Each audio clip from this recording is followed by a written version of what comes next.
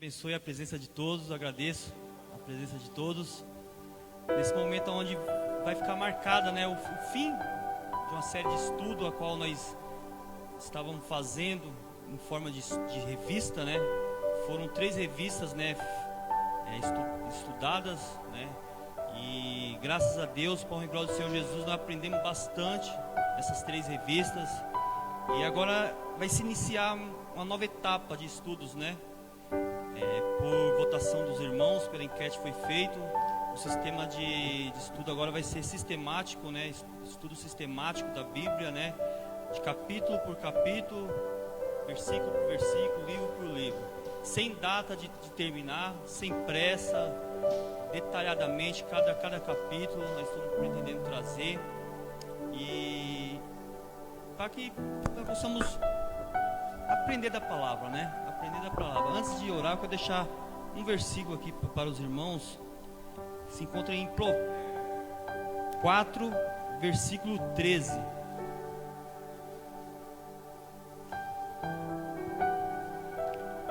O título desse livro, desse capítulo, diz assim: exortação a adquirir a sabedoria e apartar-se do caminho dos ímpios. É o título desse livro, desse capítulo, né?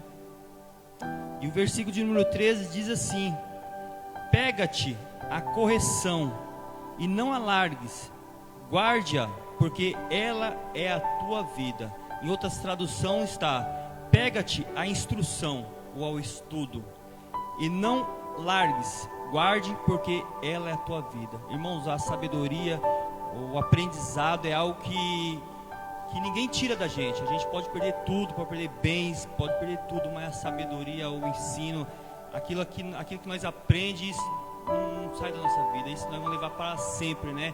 E os estudos é isso, irmãos. O estudo é vida, como a palavra diz aqui, é vida. Então nós devemos buscar a vida, né? Devemos buscar a palavra, né? Buscar a palavra, porque a palavra é a vida. Então vamos, para dar início a esse culto, vamos estar orando, irmãos. Convido a igreja para se pôr de pé. Nós fazemos uma oração e logo na sequência nosso pastor vai fazer um panorama do livro de Mateus. Nós estaremos dando início pelo livro de Mateus, pelos 4 evangelhos, começando por Mateus. O nosso pastor vai fazer o panorama bíblico desse livro, uma visão geral desse livro, né? E na semana que vem, na sexta-feira, assim nós começaremos pelo capítulo de número 1. Então vamos orar, irmãos. Senhor, meu Deus e meu Pai, em nome do teu Filho amado Jesus, graças nós te damos, Senhor, por mais uma vez poder estar na tua presença, Senhor, por mais uma vez poder fazer o teu querer e a tua vontade. Ó Pai querido, Pai amado, muito obrigado pelas nossas vidas, pelo abrir dos nossos olhos, pelos nossos respirar, Senhor. Deus, muito obrigado, ó Pai, por ter nos dado condição, meu Pai, de estar estudando a tua palavra, meu Pai. Muito obrigado por ter dado a oportunidade, ó Pai, de poder fazer o teu querer, Senhor. Ó Deus querido, Deus amado, abençoe, meu Pai, esse grupo, meu Pai, que aqui está, meu Pai, que veio buscar de Ti, meu Pai, a sabedoria, que veio buscar a vida, meu Pai, que contém nas Tuas palavras, Senhor.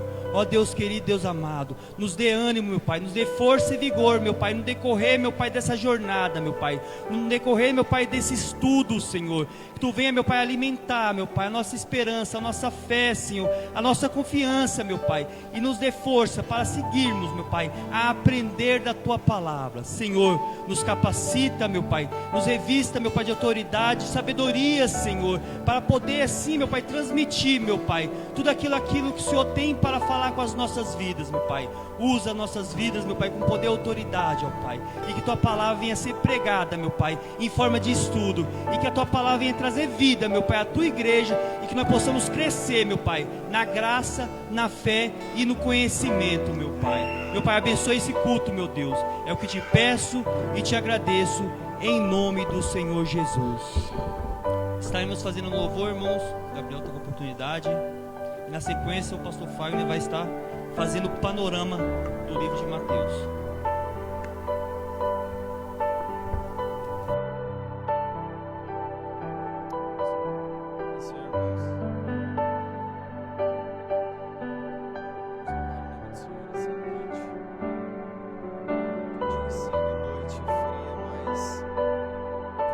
Senhor, onde Deus está, alegria, né? A presença graça de Deus, ao fogo do Espírito Santo de Deus. E nós vamos pedir para o Senhor nessa noite vir nos aquecer em nome de Jesus com a tua presença.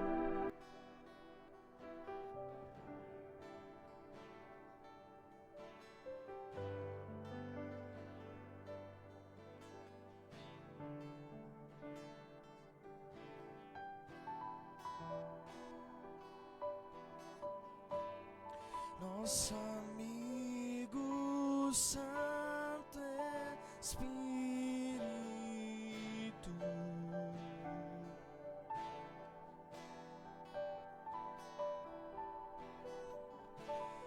venha aquecer os corações,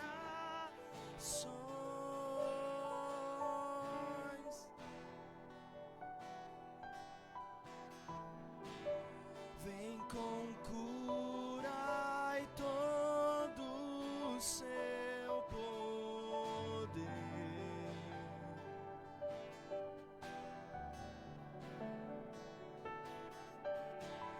Vem manifestar os seus sinais.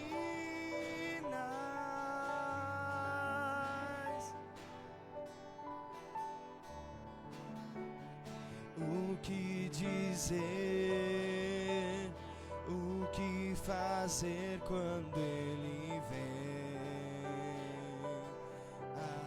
aqui?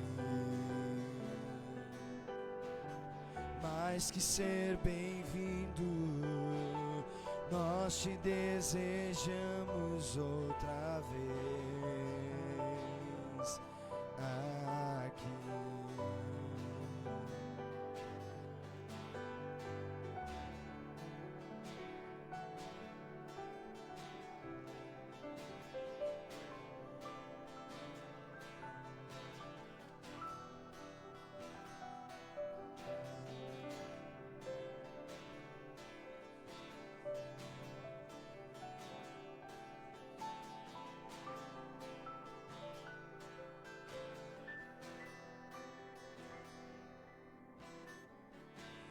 Nosso amigo Santo Espírito,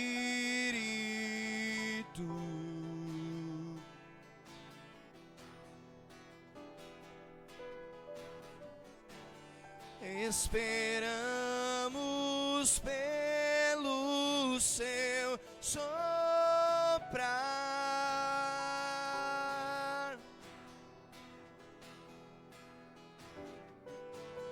com seu óleo venha nos ungir,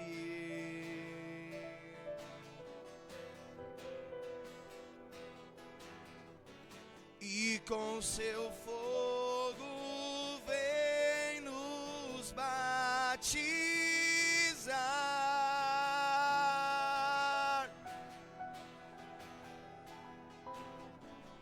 O que dizer, o que fazer quando ele vem aqui? Mais que ser bem-vindo, nós te desejamos outra vez aqui. O que dizer, o que fazer quando ele vem aqui? Mais que ser bem-vindo, nós te desejamos outra vez aqui.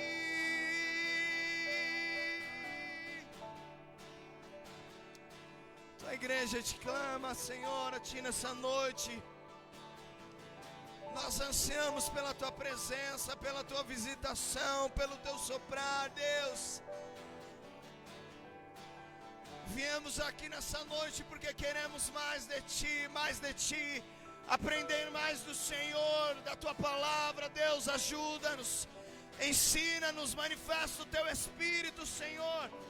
Que o Teu Espírito nessa noite possa abrir o nosso coração e a nossa mente para aprender a Tua palavra, Senhor, os Teus ensinamentos, Deus, e guardá-los em nosso coração, Papai. Tenha liberdade, Jesus.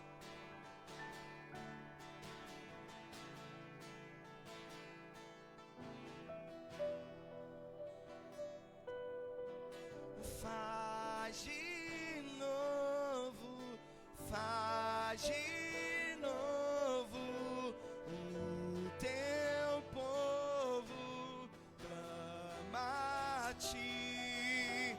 Faz de novo, faz de novo, o Teu povo clama a Ti. Faz de novo, faz de novo, o Teu povo clama a Ti. Faz de novo, faz de novo, o Teu povo clama a Ti.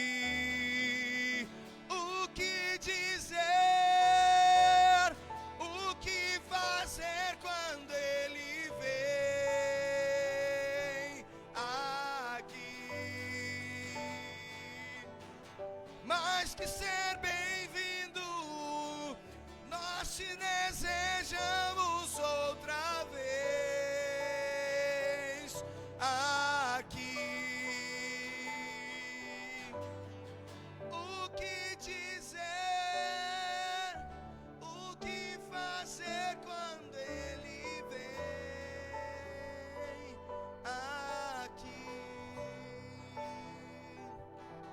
Mais que ser bem-vindo, nós te desejamos outra vez aqui.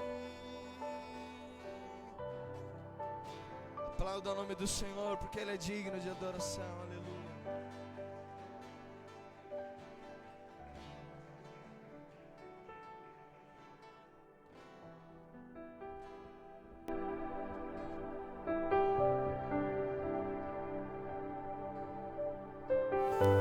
A paz, irmãos. Amém. Louvado seja o nome do Senhor Jesus.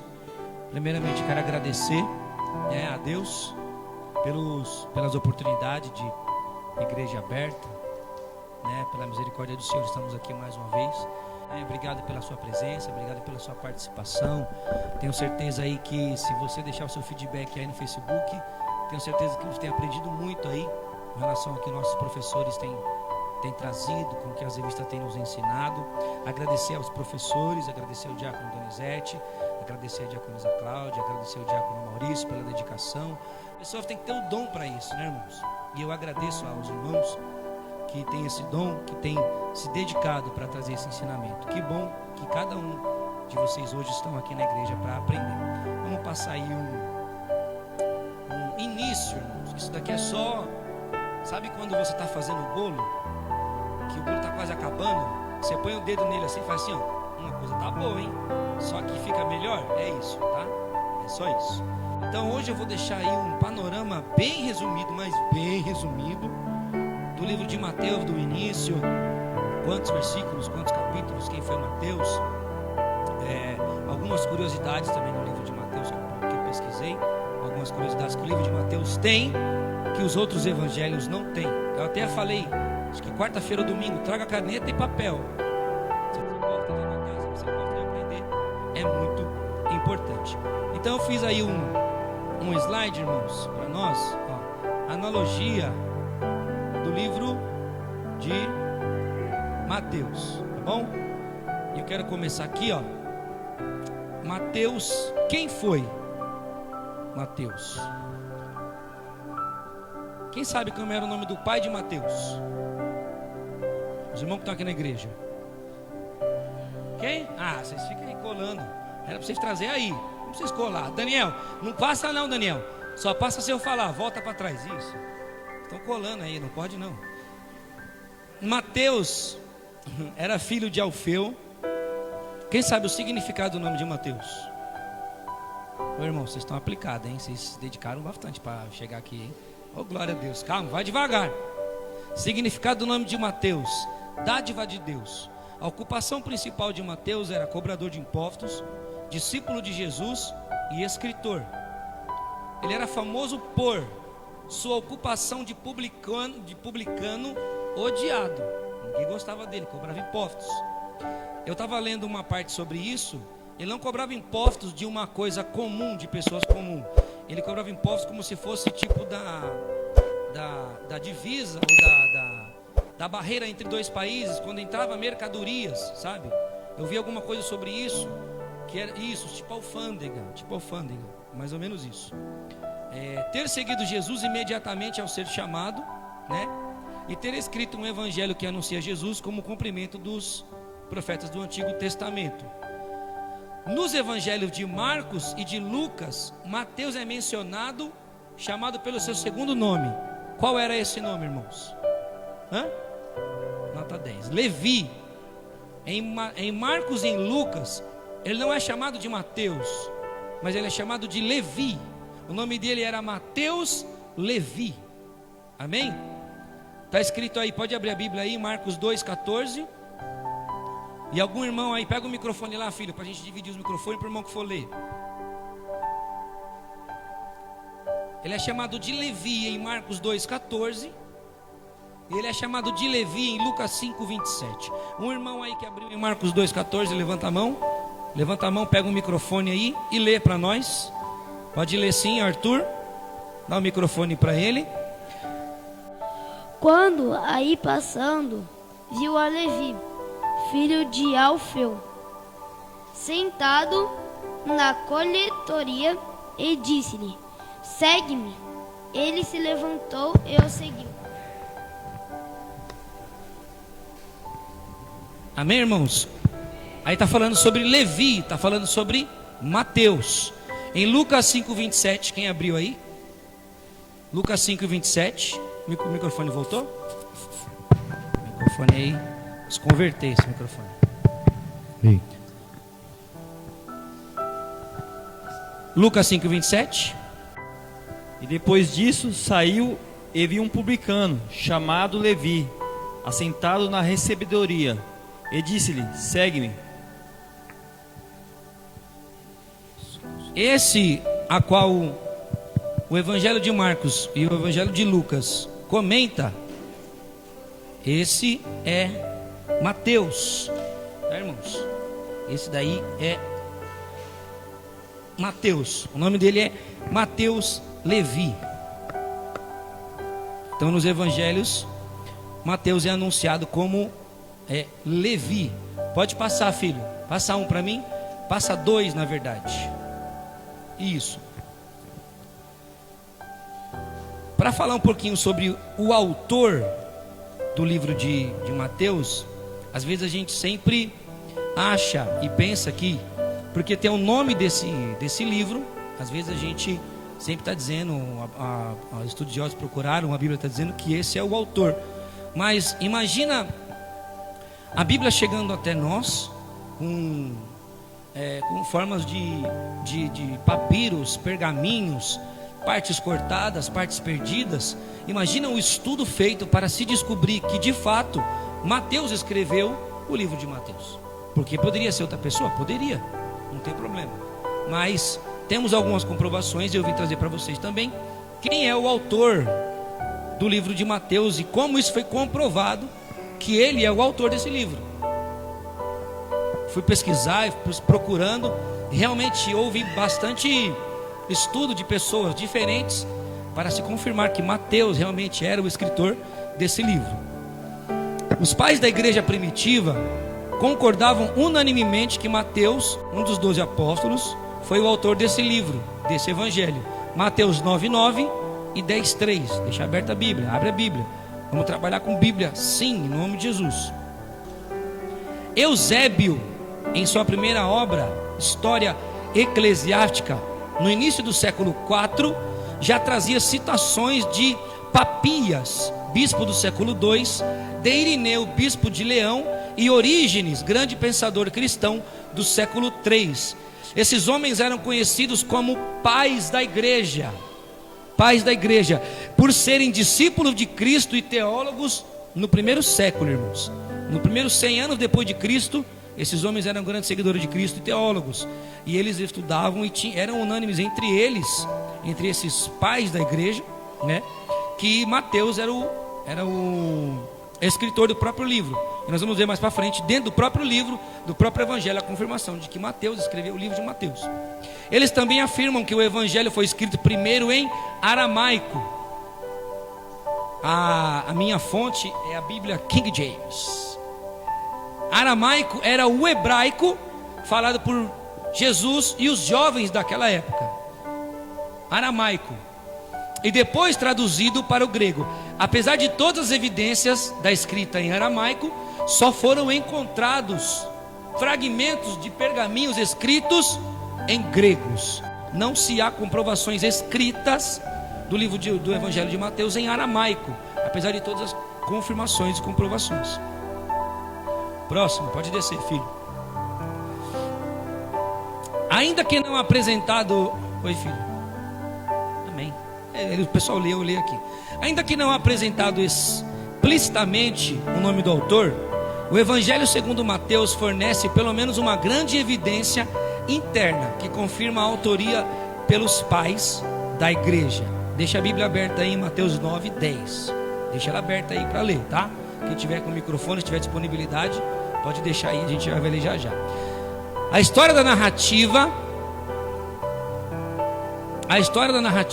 de um banquete a qual Jesus compareceu na companhia de grande número de publicanos e pecadores. Publicanos e pecadores, irmãos, são as pessoas que eram pagãos e os judeus que não andavam conforme a lei, não respeitavam seus líderes. Esses aí, já daquela época.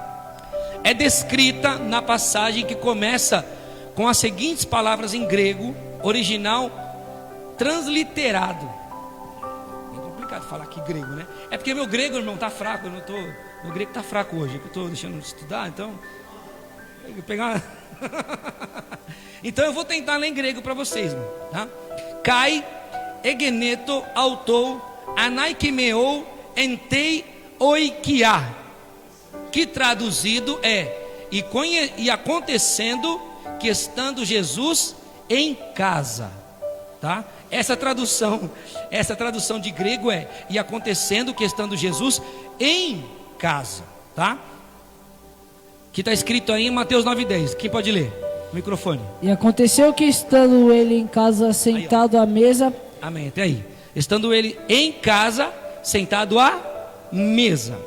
Se considerar os últimos 3 vocábulos em casa, o trecho sugere que o banquete fosse oferecido na casa de Jesus. Contudo, a passagem paralela de Marcos 2,15, abre a Bíblia em 2,15. Marcos 2,15. Essa festa aconteceu na casa de Levi. Quem é Levi? Quem é Levi, irmãos? Mateus. Isto é, Mateus Levi. O texto em Marcos aparece assim, transliterado: ente oikiai, autou na casa dele. Aparece em grego dessa forma em Marcos.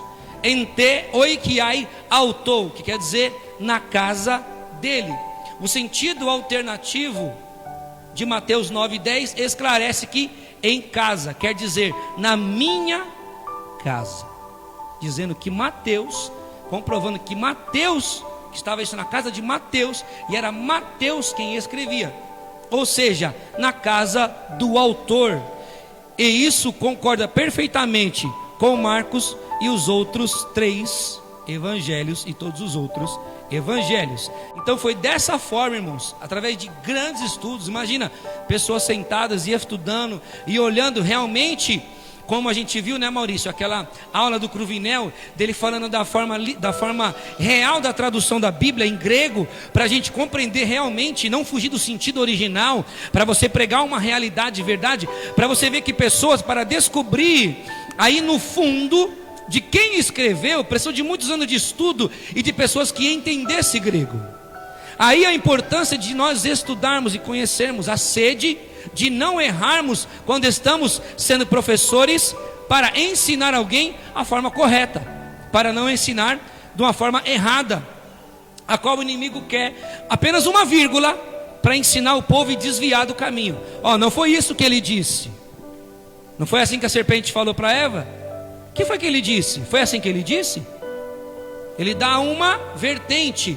E se nós conseguimos um dia ser como esses homens que um dia estudaram, seremos mais abençoados, mais agraciados, mais conhecedores das coisas de Deus. Esse daí, irmãos, passa para a próxima. Desce para mim, por favor. Eu tenho aqui, mas os irmãos não têm.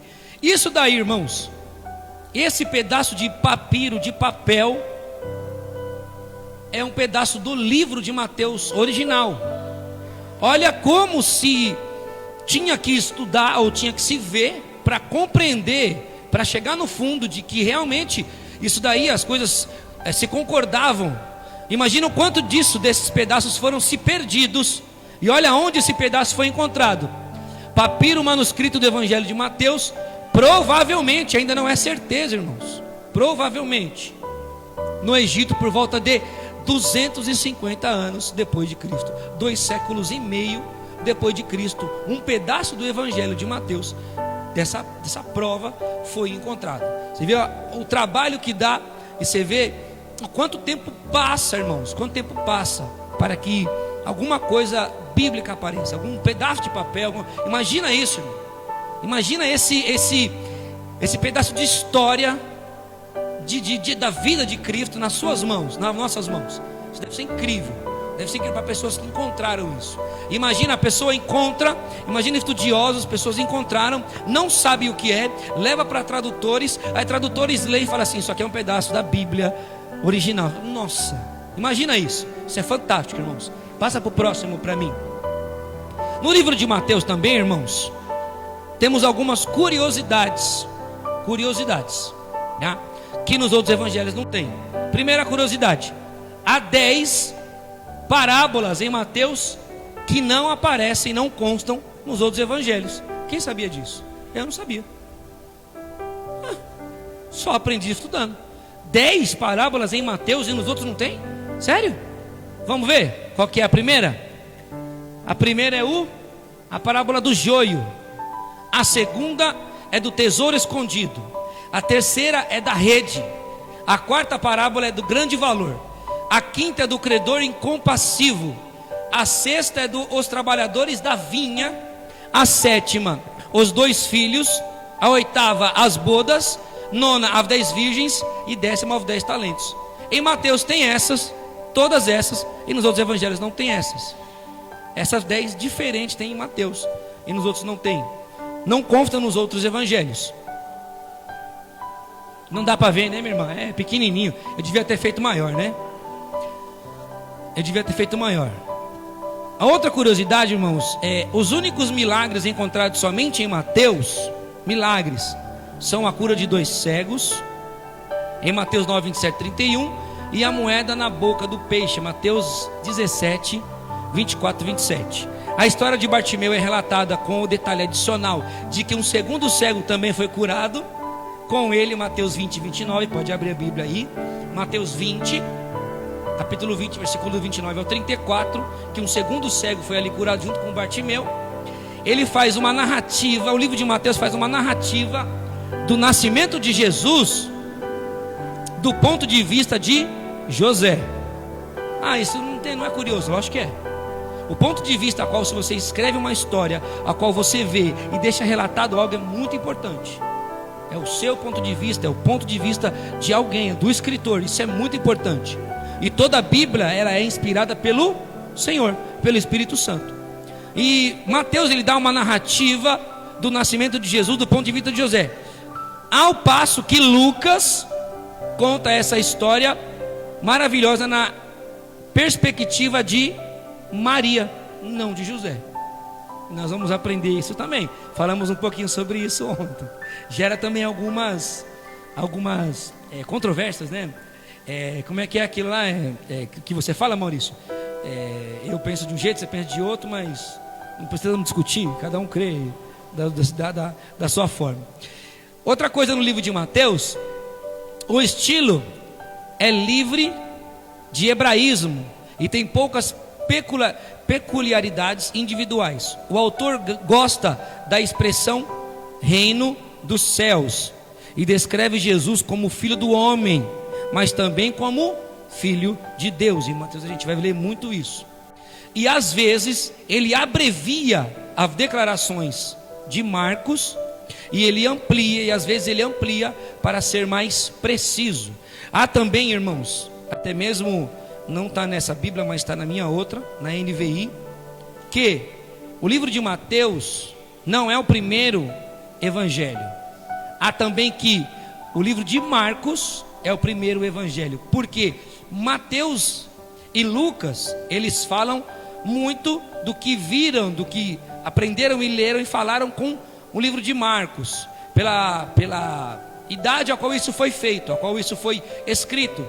Alguns dizem, é muito controverso, alguns dizem 60, 70, 50, 70 depois de Cristo, 50, 60, 63, 70, 60, 71 depois de Cristo, a qual eles foram escritos. Aqui na Bíblia, na da King James, ó, data da primeira publicação, está escrito assim, ó: embora alguns estudiosos considerem forte a possibilidade do Evangelho segundo Mateus ter sido escrito na Antioquia,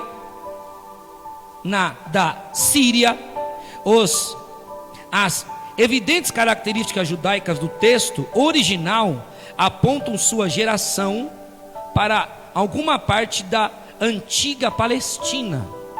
Para você ver que eles têm que olhar o dialeto, eles têm que olhar a escrita, eles têm que olhar tudo que está acontecendo, pegar várias confirmações e leituras de papéis para descobrirem a origem de onde talvez isso foi escrito. E divide opiniões, é claro.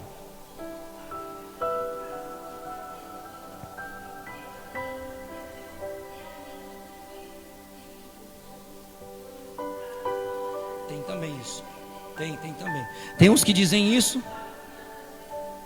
Isso. Tem uns que dizem isso, tem uns que dizem que é ao contrário, que Marcos veio primeiro e Mateus e Lucas veio depois, que viram, pegaram partes do que escreveu Marcos para completar os seus evangelhos. Alguns ali com certeza eles devem relatar de fato o que viram. Quando a gente leu Mateus 9, que ele estava na casa dele, sugerindo que estava na casa de Levi, ou seja, Mateus estava vivendo aquela cena e ele deixa escrito aquela cena. Eu vi um pouquinho sobre isso daí também, sobre que Marcos veio antes, que algum Mateus veio antes. Fala, Maurício. Quer falar? Só complementando o que a Janaína falou, dos 4 evangelhos, só 2 foram apóstolos, foram Mateus e João. Marcos, se diz que a tradição que o que Marcos escreveu no evangelho foi pelo fato dele ter conhecido pessoalmente Paulo e Pedro. E Lucas, como ele fez como ele mesmo fala, ele fez uma pesquisa minuciosa a respeito dos fatos, e ele escreveu a Teófilo, Então dos 4 evangelhos só 2 andaram com Jesus.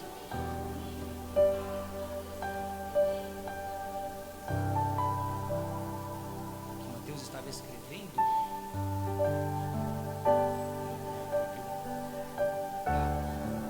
Que Mateus escrevia.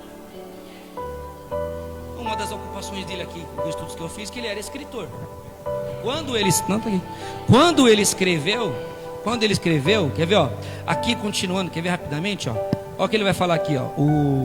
Quem deixou esse estudo para nós da Bíblia King James vai dizer isso aqui, ó: considerando o fato de a terrível destruição de Jerusalém, ocorrida por volta do ano de 70 depois de Cristo, se ainda considera um acontecimento futuro, Mateus 24:2, é que Mateus, assim como Lucas, terem sido beneficiados pela leitura dos escritos de Marcos. Está vendo? Está vendo o que ele fala? Que Mateus e Lucas se beneficiaram em ler o livro que Marcos escreveu para completarem a escrita dos seus evangelhos, do que eles deixaram escrito para nós. Que alguns dizem que por causa dessa destruição em Jerusalém de 70 anos depois de Cristo, Mateus e Lucas, para terminarem de escrever o evangelho Mateus e Lucas, para terminar de escrever o evangelho, foram ler o que Marcos já havia escrito. Por isso que alguns estudiosos dizem que Marcos foi o primeiro evangelho, que eles pegaram partes desse livro para deixar. Continuar. Podemos entender que as primeiras cópias do livro de Mateus circularam entre os irmãos da recém-igreja cristã, chamada igreja primitiva, quando a igreja era em grande parte judaica e o evangelho pregado quase que exclusivamente aos judeus. Está escrito em Atos 11:9, por volta de 50 a 60 anos depois de Cristo, nessa era aí que se fala qual se foi escrito disso daí. Então divergem algumas opiniões, e estudando eu fico muito curioso, e se a gente ficar um pouco mais curioso, a gente vai ficar meio doido, porque a gente vai querer saber de fato a qual algumas pessoas ainda de fato mesmo, o dia, a hora, o momento ainda não sabem, né? Mas é muito legal a gente se aprofundar nos conhecimentos para sabermos cada vez mais sobre isso. Deixa eu ver se tem mais. Não tem. Aqui. Curiosidades também, outra curiosidade também que eu deixei anotada aqui para o livro de Mateus, a qual nós iremos estudar pode passar, põe no próximo, não vai dar para ler, mas eu devia ter feito um pouco maior. Os judeus há muito tempo usavam um sistema de divisão em parábolas, usando as letras PE e Samek, mas elas não coincidem com as nossas divisões. Antigamente, irmãos, como a gente viu aquele pedaço de papiro, ali não tinha capítulo, versículo, não tinha vírgula, não tinha nada, não tinha essas divisões. As divisões chegaram para nós, nosso entendimento, hoje, assim como o livro de Mateus e o livro o restante da Bíblia inteira. Essas divisões, versículos, até mesmo esses incrementos de subtópicos, esses subtítulos, né? A parábola das 10 virgens, né? O cego Bartimeu, os 2 cegos no caminho. Isso daí chegaram, não tinha, era um livro escrito direto, irmãos, era direto. Primeiro de tudo veio a divisão por capítulos, realizada pelo arcebispo Estevão Langton e pelo cardeal Hugo de Sancto Caro. Eram 2 divisões diferentes, ambas realizadas no século 13. Prevaleceu a divisão do arcebispo Langton, realizada em 1205. 1000 anos depois foram pensar em fazer essas divisões de capítulos e de versículos. A divisão em versículos veio só 300 anos mais tarde, como a gente conhece. Primeiro veio a divisão em capítulos da Bíblia, depois veio a divisão em versículos. Se foi realizada em capítulos 1205, em 1505, depois de 300 anos, veio a divisão por versículos. Para você ver o quão é importante, irmãos, pessoas que têm sede em conhecer e em fazer a obra de Deus. Antigamente era de uma forma, se estudava de uma forma, as pessoas não deixaram de estudar, continuaram estudando, seguindo. Outros pensaram, vamos dividir por capítulos, facilitar. Outros pensaram, vamos dividir por versículos. Hoje a gente tem a Bíblia na mão desse jeito, até mesmo com estudo, por pessoas que realmente doaram a sua vida em conhecer e continuar conhecendo o Evangelho de Cristo profundamente mais, para nos deixar isso. E a importância de nós estarmos na igreja, estarmos diante de Deus, buscando conhecimento da palavra do Senhor, para conhecer cada vez mais. O primeiro a propor uma tal empresa foi o italiano Santi Paganini, 1470 a 1541 depois de Cristo.